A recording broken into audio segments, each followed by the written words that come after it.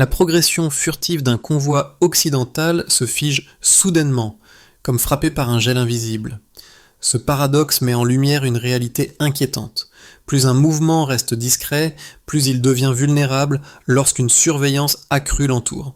Que signifie ce moment où Ibrahim Traoré transforme un déplacement clandestin en une démonstration de souveraineté ouverte, une action silencieuse mais décisive qui pourrait redéfinir la perception du contrôle dans la région? Quelles sont les véritables conséquences de cet événement apparemment sans violence? Cette scène, apparemment anodine, cache une profondeur stratégique et politique qui dépasse de loin l'incident militaire. Ibrahim Traoré ne se contente pas de défier un convoi occidental, il expose une nouvelle manière de concevoir la souveraineté dans une région marquée par l'incertitude et l'influence étrangère. Alors que les blindés restent immobilisés, sans qu'aucun tir ne soit échangé, la puissance de l'action réside dans la démonstration du contrôle sans confrontation. Qu'est-ce que cela signifie pour l'avenir de la région? Cette manœuvre silencieuse redéfinit-elle la manière dont les États africains peuvent interagir avec les puissances étrangères tout en préservant leur autonomie? À travers cette analyse, nous découvrirons comment un acte sans violence peut être un puissant message de souveraineté, réécrivant les règles du jeu géopolitique au Sahel. Une anomalie ténue devient lisible lorsqu'elle insiste, et c'est précisément ce qui se produit ici. Plusieurs jours d'irrégularité radio finissent par dessiner un motif. Une seule nuit suffit ensuite à transformer ce motif en certitude opérationnelle, révélant la logique d'un convoi qui cherchait à glisser hors du champ déclaré. Ce basculement repose avant tout sur la patience méthodique des opérateurs burkinabés. Ils observent d'abord des échanges radio inhabituellement espacés, puis leur répétition transforme ce simple bruit en signal persistant. En parallèle, des schémas thermiques émergent dans des zones peu fréquentées, comme si un mouvement important cherchait à éviter les routes ordinaires. Rien n'indique encore une violation manifeste, mais l'accumulation progressive de ces indices oblige à revoir la lecture initiale. Il ne s'agit plus de hasard, mais d'un processus construit. Les trajectoires relevées évitent systématiquement les villages, contournent les postes de contrôle et empruntent des couloirs rarement associés au trafic officiel. La discrétion devient ainsi la première preuve. À ce stade, l'intervention d'Ibrahim Traoré n'est pas bruyante, elle impose plutôt un tempo. Il demande que la veille se poursuive, sans précipitation, jusqu'à ce que le motif devienne suffisamment clair pour justifier une action contrôlée. La décision n'est donc pas un réflexe, mais la dernière étape d'un enchaînement logique. Observer, confirmer, puis agir. Lorsque l'encerclement survient, il ne produit aucun chaos. Les blindés occidentaux apparaissent immobilisés, alignés, sans trace de lutte, comme si la neutralisation avait été conçue pour éviter toute escalade. L'absence totale de tir devient un élément central. Elle signale non pas une faiblesse, mais une maîtrise du terrain. Ainsi se forme le cadre général. Plusieurs jours bâtissent la base analytique, une nuit fixe l'instant décisif et le zéro tir impose la signature. Ce triptyque reconfigure les réactions diplomatiques autant que la perception locale, montrant comment une opération silencieuse peut devenir un acte politique en soi. Ibrahim Traoré se distingue non seulement par sa stratégie mesurée, mais aussi par sa capacité à transformer une situation de tension en un test de souveraineté. Alors que l'incident se déroule sans violence apparente, il devient rapidement évident que ce n'est pas un simple accrochage militaire. Le rôle de Traoré ici est crucial. Il dirige les événements avec une précision froide, en orchestrant les actions sans faire de bruit.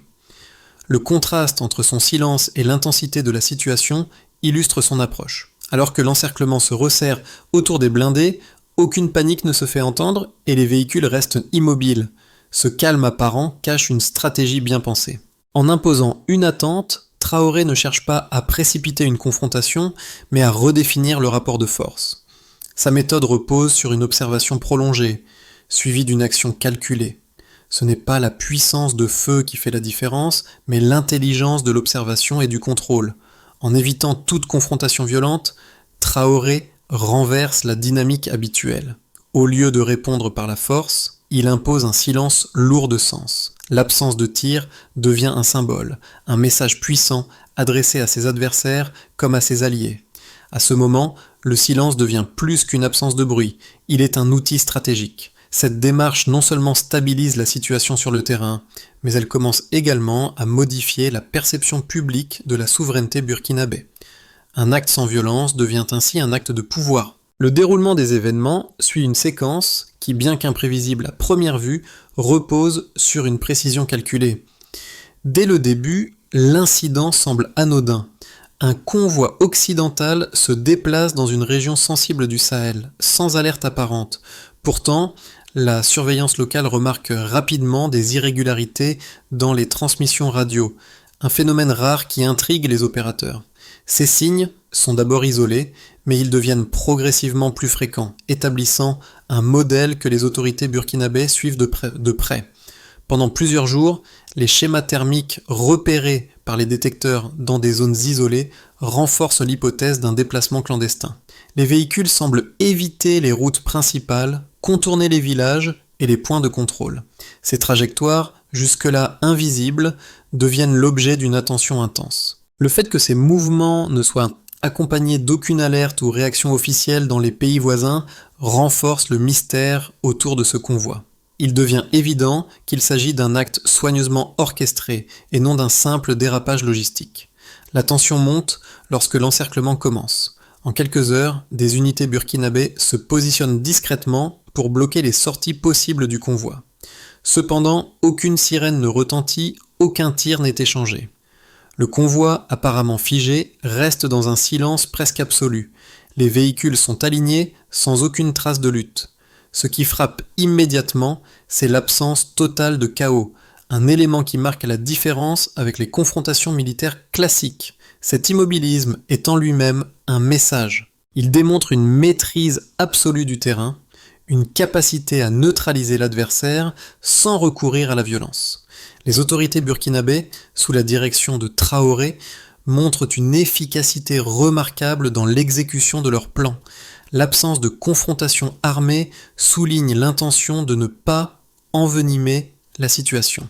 Il s'agit d'un contrôle net et précis, sans dérapage, où la logique stratégique prend le pas sur l'impulsivité. Ce geste de retenue ne passe pas inaperçu. Dès l'aube, des images commencent à circuler, montrant les véhicules immobilisés sous un ciel clair. Ces images, lentes à se propager mais puissantes dans leur impact, sont diffusées dans les rues de Ouagadougou où elles provoquent une réaction fascinée. L'événement est perçu comme un acte de souveraineté pure, un message que l'État burkinabé est capable de défendre son territoire sans recourir à des méthodes bruyantes ou violentes. Cela marque un tournant symbolique dans la gestion de la sécurité nationale.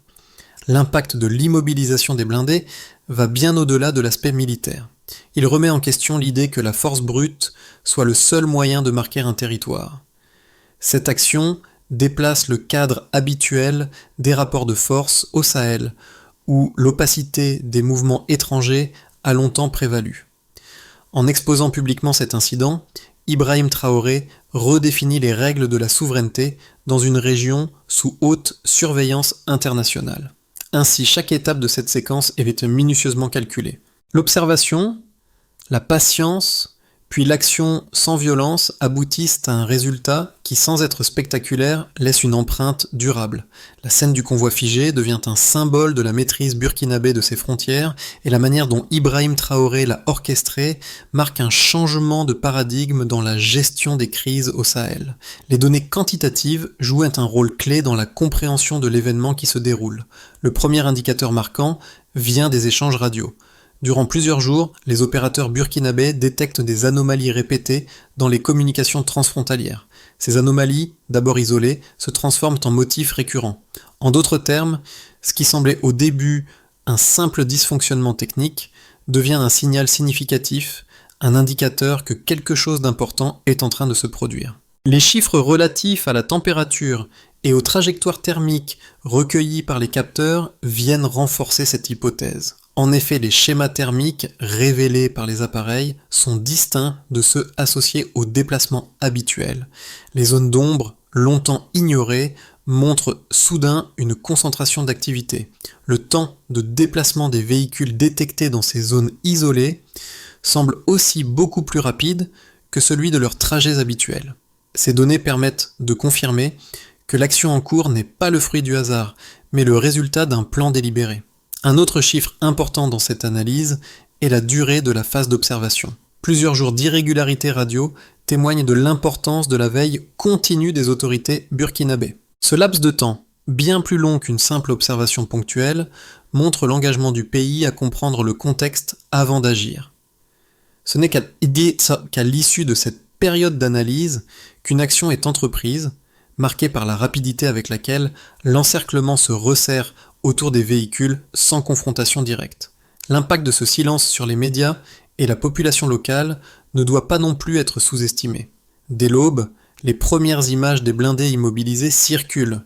Ces images sont d'autant plus puissantes qu'elles n'ont pas été précédées de scènes de violence. La réaction de la population est mesurée, mais les données recueillies lors de ces premières heures montrent une réévaluation du sentiment de sécurité. Les rapports d'activité économique montrent une légère reprise, particulièrement dans les zones proches des axes empruntés par le convoi. Il semble que la confiance, bien que fragile, commence à se restaurer dans les secteurs locaux, renforçant ainsi le message de souveraineté porté par l'incident. D'autres chiffres témoignent également du rôle de l'exposition publique dans la construction de cette nouvelle réalité géopolitique. En l'espace de quelques heures, l'incident devient un sujet de conversation omniprésent, avec une visibilité qui dépasse les frontières de la ville. Les enquêtes montrent que la circulation des informations a eu un impact direct sur la perception des acteurs extérieurs qui ont dû ajuster leur posture face à un gouvernement capable d'imposer sa souveraineté sans recourir à des méthodes violentes. Ainsi, l'ensemble des données, des irrégularités radio à la diffusion rapide des images, forment un tableau cohérent. Ces éléments, pris ensemble, offrent une vision plus claire de l'efficacité de l'intervention burkinabé, dont l'impact dépasse largement le cadre militaire pour s'étendre à la sphère diplomatique et sociale. L'incident qui se déroule au Sahel soulève des questions complexes qui ne se limitent pas à l'aspect militaire, mais qui touchent directement à la question de la souveraineté et de la légitimité d'un pouvoir face à des acteurs extérieurs. D'une part, certains pourraient arguer que l'incident était le fruit d'un simple malentendu, une erreur de coordination logistique des forces étrangères.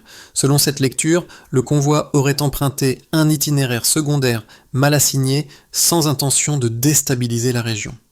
L'immobilisation des blindés serait ainsi une coïncidence accentuée par une mauvaise gestion des communications internes. Dans cette perspective, il s'agirait d'un événement isolé, sans portée stratégique, et l'absence de violence serait simplement une conséquence d'un manque d'opposition sérieuse. Cependant, une analyse plus poussée de la situation contredit cette interprétation. Premièrement, l'accumulation des signaux, irrégularités radio, schémas thermiques inhabituels et trajectoires évitant systématiquement les points de contrôle suggèrent que ce déplacement était bien plus qu'un simple accident. En évitant soigneusement les villages et les zones stratégiques, le convoi semble suivre un plan délibéré. En outre, l'absence de réaction militaire immédiate en réponse à la situation témoigne de la maîtrise totale de l'espace par les autorités burkinabées. Ce n'est pas un hasard si les véhicules ont été immobilisés sans confrontation violente. La stratégie de Traoré repose sur une observation attentive, une préparation méticuleuse et une action mesurée. Le fait que tout ait été exécuté avec une telle précision témoigne de la profondeur de la planification et de la capacité à mener une opération complexe sans recourir à la violence. Le véritable enjeu ici réside dans la démonstration de la souveraineté par l'inaction. En choisissant de ne pas recourir à la force, mais en imposant un contrôle clair et visible, Ibrahim Traoré envoie un message fort à la communauté internationale. Le Burkina Faso est désormais capable de défendre son territoire sans avoir à répondre par la violence. Ce geste non seulement réaffirme la souveraineté du pays, mais redéfinit également les relations de pouvoir au Sahel, là où la surveillance internationale et l'ingérence extérieure sont des réalités quotidiennes. À ce moment clé, le silence se rompt. Ce n'est plus simplement une série d'événements techniques, mais une déclaration publique de souveraineté. Les blindés occidentaux, immobilisés et soigneusement alignés, ne sont plus qu'une image, un symbole d'un pouvoir exercé sans violence. Cette action apparemment anodine mais terriblement précise modifie le paysage géopolitique local. Le message est clair. Le Burkina Faso a non seulement observé, mais maîtrisé la situation, imposant une nouvelle forme de contrôle sans confrontation directe. Les images circulent rapidement, et le monde commence à comprendre que ce n'est pas une erreur logistique, mais un acte délibéré. Ibrahim Traoré ne se contente pas de répondre à une menace, il impose une nouvelle norme. Les blindés ne sont pas capturés dans un moment chaotique, mais dans un silence réfléchi qui semble dire « Nous ne cherchons pas à confronter, mais à contrôler ».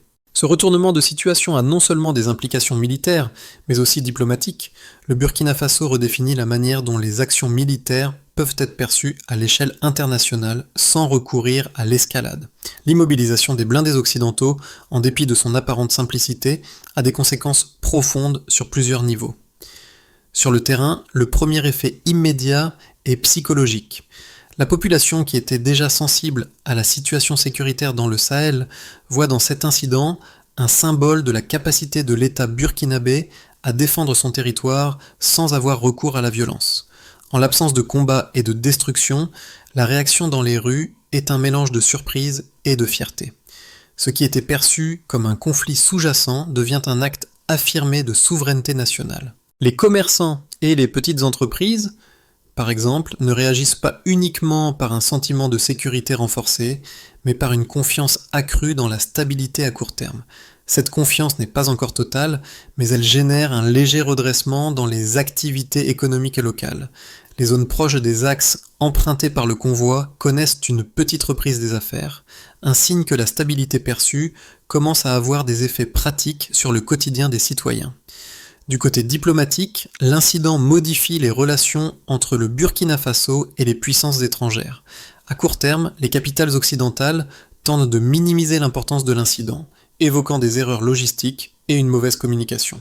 Cependant, la manière dont l'État burkinabé a géré l'incident, en imposant un contrôle sans escalade, envoie un message clair. Le pays a la capacité de défendre ses frontières et d'imposer ses choix sans subir de pression extérieure. Ce message renforce la position du Burkina Faso sur la scène internationale, en particulier au sein du Sahel, où les enjeux de sécurité sont d'une importance capitale. L'incident a également des répercussions sur les relations régionales. Le Mali et le Niger, qui partagent une situation géopolitique similaire, saluent l'action burkinabé comme un signe de force et d'indépendance. Cette solidarité entre voisins pourrait à long terme donner naissance à une nouvelle dynamique de coopération en matière de sécurité, réduisant ainsi la dépendance aux puissances extérieures pour la gestion des menaces régionales. Les autorités des deux pays examinent déjà la possibilité de renforcer la surveillance transfrontalière et de mieux coordonner les efforts contre les groupes armés qui opèrent dans la région. Au niveau sociétal, cet événement change la perception de la souveraineté en Afrique de l'Ouest. Les nations de la région voient désormais la souveraineté non seulement comme une question de contrôle territorial, mais aussi comme une capacité à gérer les situations de manière autonome, sans être contrainte par les acteurs étrangers. La manière dont Ibrahim Traoré a géré l'incident devient un modèle, un précédent qui pourrait inspirer d'autres nations du Sahel à repenser leur approche de la souveraineté et de la sécurité nationale. Enfin, l'exposition publique de l'incident, qui a suscité des discussions intenses dans les médias locaux et internationaux, place l'État burkinabé en position de force. La perception du pays change. Il ne s'agit plus simplement d'une nation fragile au milieu d'une crise régionale, mais d'une nation capable de dicter les termes de son engagement sur la scène internationale. L'incident impliquant l'immobilisation des blindés occidentaux marque un tournant stratégique pour le Burkina Faso, mais les répercussions de cet événement vont se déployer de manière différente en fonction des choix politiques et des dynamiques régionales. 3 scénarios se dessinent pour les 6 à 12 prochains mois. Scénario de base. Dans ce scénario, le Burkina Faso parvient à maintenir une stabilité relative tout en continuant à renforcer ses capacités de défense. L'incident est perçu par les puissances extérieures comme un malentendu, mais le pays parvient à éviter une escalade en maintenant une ligne diplomatique prudente. Les relations avec les pays voisins, comme le Mali et le Niger, se renforcent et une coopération régionale en matière de sécurité se développe, permettant de mieux lutter contre les groupes armés dans le Sahel. Cependant, la méfiance à l'égard des puissances étrangères reste forte, et bien que la sécurité s'améliore, les tensions sous-jacentes concernant l'ingérence étrangère demeurent. Ce scénario voit l'isolement diplomatique du Burkina Faso diminuer lentement, mais la question de l'autonomie face aux acteurs extérieurs reste une priorité. Scénario optimiste. Dans cette configuration, l'incident devient un catalyseur pour une coordination renforcée entre les nations du Sahel. Le soutien affiché par le Mali et le Niger mène à la création de mécanismes de sécurité transfrontaliers plus solides, avec une meilleure coordination dans la collecte de renseignements et la surveillance des mouvements suspects. L'impact de cet événement sur l'opinion publique, tant locale qu'internationale, est profond. Le Burkina Faso est perçu comme un leader dans la lutte pour la souveraineté régionale. La réponse à l'incident montre que l'État burkinabé peut gérer ses propres affaires sans dépendre de l'aide extérieure, ce qui inspire un sentiment de fierté et de résilience au niveau national. À l'échelle internationale, le Burkina Faso devient un modèle pour d'autres pays africains cherchant à affirmer leur indépendance. Ce scénario optimiste pourrait également conduire à un renforcement des relations avec les autres nations du Sahel et au développement de nouvelles alliances stratégiques en dehors du cadre occidental. Scénario défavorable. Dans un scénario plus négatif, l'incident amplifie les divergences entre le Burkina Faso et les puissances étrangères, entraînant une pression accrue sur le gouvernement burkinabé. Bien que l'incident soit rapidement minimisé par les acteurs internationaux, il suscite un retour de bâton sur le terrain. Les groupes armés dans la région exploitent la situation pour intensifier leurs attaques et le pays se retrouve confronté à une instabilité croissante. À l'échelle diplomatique, des pays occidentaux pourraient envisager de renforcer leur présence militaire dans le Sahel, ce qui risquerait de provoquer une escalade de tensions. Le Burkina Faso pourrait alors se retrouver dans une position difficile, obligé de jongler entre ses aspirations à l'autonomie et les pressions exercées par des puissances extérieures. Dans ce dernier scénario, la guerre de l'information joue un rôle clé, et les narratifs autour de l'incident divergent. Le Burkina Faso pourrait être perçu comme un acteur isolé, voire déstabilisateur, ce qui compliquerait ses relations internationales. Les tensions internes, alimentées par des répercussions économiques et sociales, pourraient également se faire sentir, mettant à l'épreuve la cohésion politique du pays. L'incident qui s'est produit au Sahel, bien que souvent analysé sous l'angle militaire ou diplomatique, possède une dimension psychologique qui touche profondément les citoyens, tant au Burkina Faso que dans la région. Pour la population locale, le contrôle sans violence imposé par Ibrahim Traoré représente bien plus qu'une simple démonstration de force. C'est un acte de réaffirmation de la souveraineté qui s'inscrit dans une réalité quotidienne marquée par l'incertitude et l'influence extérieure. Ce n'est pas la violence qui attire l'attention, mais le silence maîtrisé et l'action stratégique. Il devient évident que le Burkina Faso, loin d'être un spectateur passif des dynamiques régionales, est désormais un acteur central dans la gestion de sa propre sécurité. Les citoyens burkinabés, tout en étant conscients de la persistance des menaces, commencent à percevoir une nouvelle forme de stabilité. Ce n'est pas la fin de la violence, mais un signe que le pays peut gérer ses propres affaires sans l'aide des puissances extérieures. Cela génère un sentiment de fierté et de responsabilité, un retour à la confiance dans les capacités de l'État à protéger ses frontières et son peuple. Dans la région, les voisins, comme le Mali et le Niger, sont invités à réfléchir à leur propre position face à l'ingérence extérieure. L'événement, bien que principalement militaire, devient ainsi un symbole d'indépendance et d'affirmation de l'autonomie régionale. Les répercussions de cet acte résonnent au-delà des frontières du Burkina Faso, invitant d'autres nations du Sahel à envisager de nouvelles façons de s'engager sur la scène internationale, sans céder à la pression des puissances dominantes, pour que l'incident survenu au Sahel ne soit pas perçu comme un acte isolé, mais comme le début d'une nouvelle ère de souveraineté et de coopération régionale. Plusieurs étapes doivent être mises en place dans les mois à venir. La première étape consiste à renforcer les mécanismes de surveillance et de coordination entre les pays du Sahel. Le Burkina Faso, le Mali et le Niger doivent établir des protocoles communs pour échanger des informations de manière plus fluide, renforcer les capacités de veille et coordonner leurs actions militaires et diplomatiques face à des menaces communes. Un système intégré de partage d'informations et de ressources serait crucial pour anticiper et contrer les menaces avant qu'elles ne se manifestent. La deuxième étape doit porter sur la consolidation des capacités de défense locales. Le Burkina Faso devrait investir davantage dans la formation de ses forces armées en s'appuyant sur les enseignements tirés de cet incident. L'autonomie en matière de sécurité est essentielle pour garantir que le pays puisse réagir rapidement et efficacement face à toute situation imprévue. Cela comprend non seulement l'acquisition d'équipements modernes, mais aussi l'amélioration des techniques de renseignement et de la coopération avec les acteurs régionaux. Enfin, il est impératif que le Burkina Faso continue de renforcer sa position diplomatique sur la scène internationale. En se basant sur les succès obtenus dans la gestion de l'incident, le pays devrait promouvoir un modèle de souveraineté responsable, fondé sur la non-violence et la diplomatie active.